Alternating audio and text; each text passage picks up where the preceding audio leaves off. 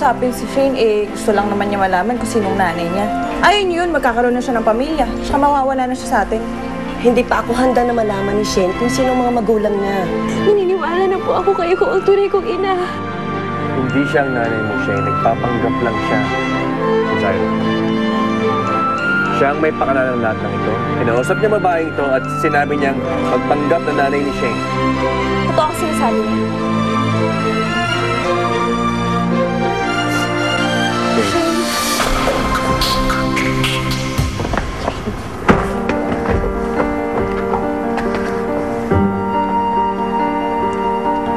Zaira.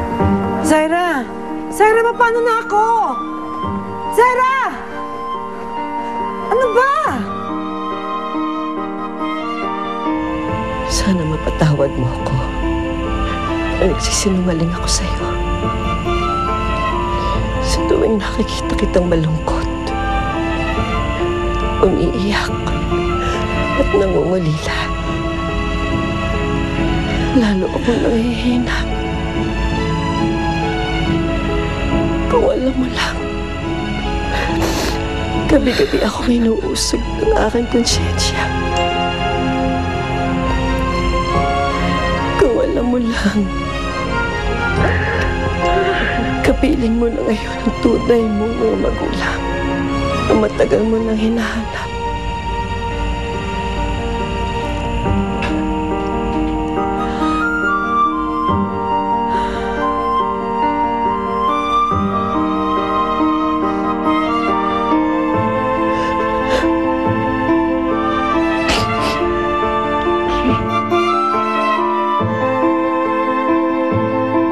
I can't believe I raised a liar in this house.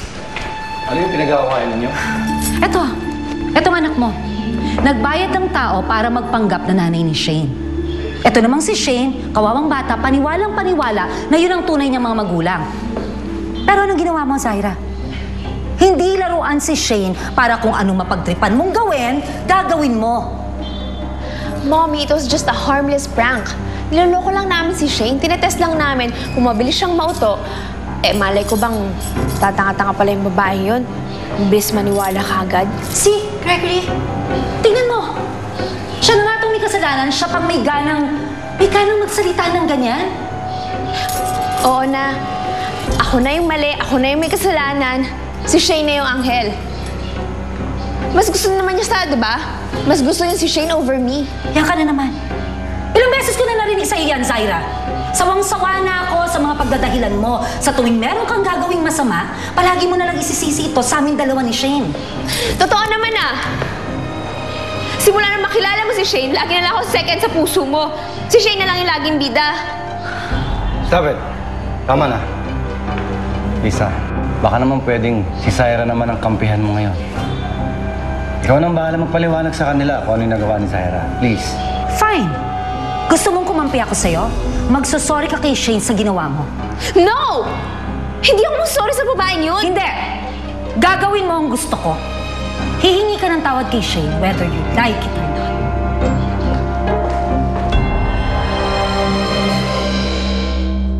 Shane, okay ka lang?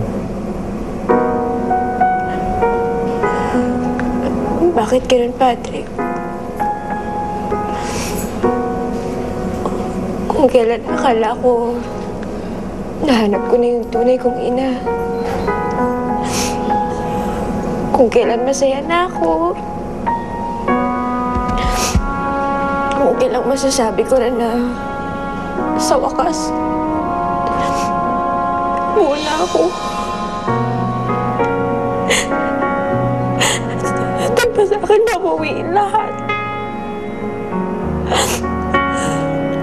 Alam mo yung okay ni... Andun naniwala na ako eh. Tinanggap ko na siya eh. Saka malalaman ko ngayon na niloloko lang pala ako. Salamat na lang tayo. Alam natin agad yung totoo. Pero alam mo, sa konting panahon na nagkasama kami.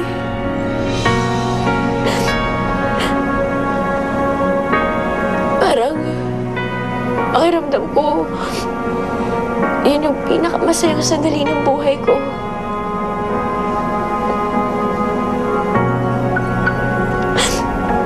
Niyakap ko siya. Parang feeling ko nasa langit na ako. Tapos ayun, biglang nawala na lahat. Back to reality, Shane. Mag-isa ka na naman sa buhay mo.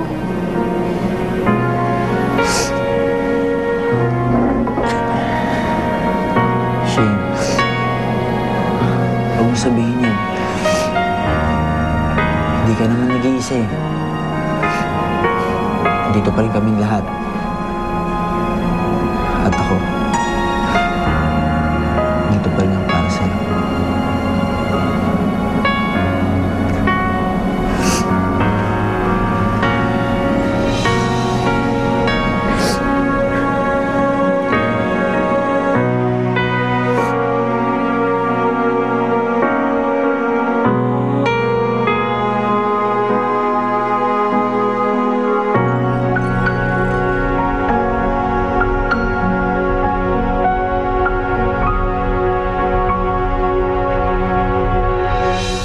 Zaira is suspended from the show effective today.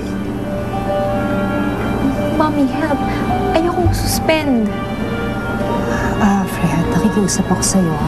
Baka naman pwede natin pag-usapan ito. Alam ko na nagkamali si Zaira at hindi ko kinukonsinti yun.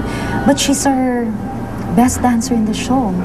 Siya ang lead ng Bombshells. Hahanapin siya ng mga fans niya. Hindi siya pwedeng mawala.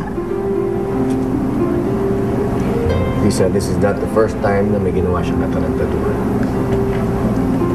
I gave her a warning already. Inulit pa rin niya. This time, mas malaki ang damages ng kanyang actions. And now she has to face the consequences of her mistakes. Fred, I know. Pero baka naman pwede nating magawang pa ng paraan. Pinagsisihan na ni Zaira ang mga ginawa niya. In fact, gusto niya mag-apologize kay Shane.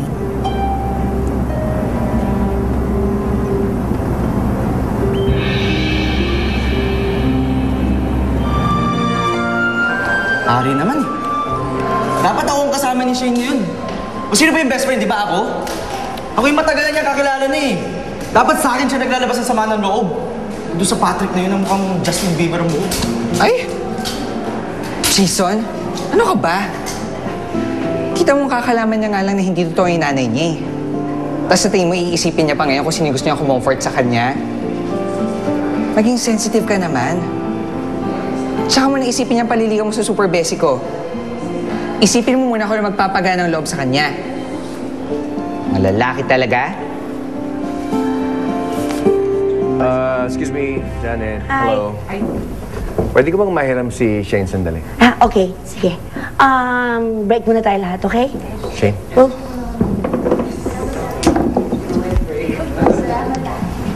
Bakit nila kakausapin si Shane? Meron kasing sasabihin sa'yo si Zaira eh. Hi, Shane. Zaira? Anak? Shane, sorry sa ginawa ko ha. It was a bad joke. I'm sorry. Hindi ko na gagawin ulit.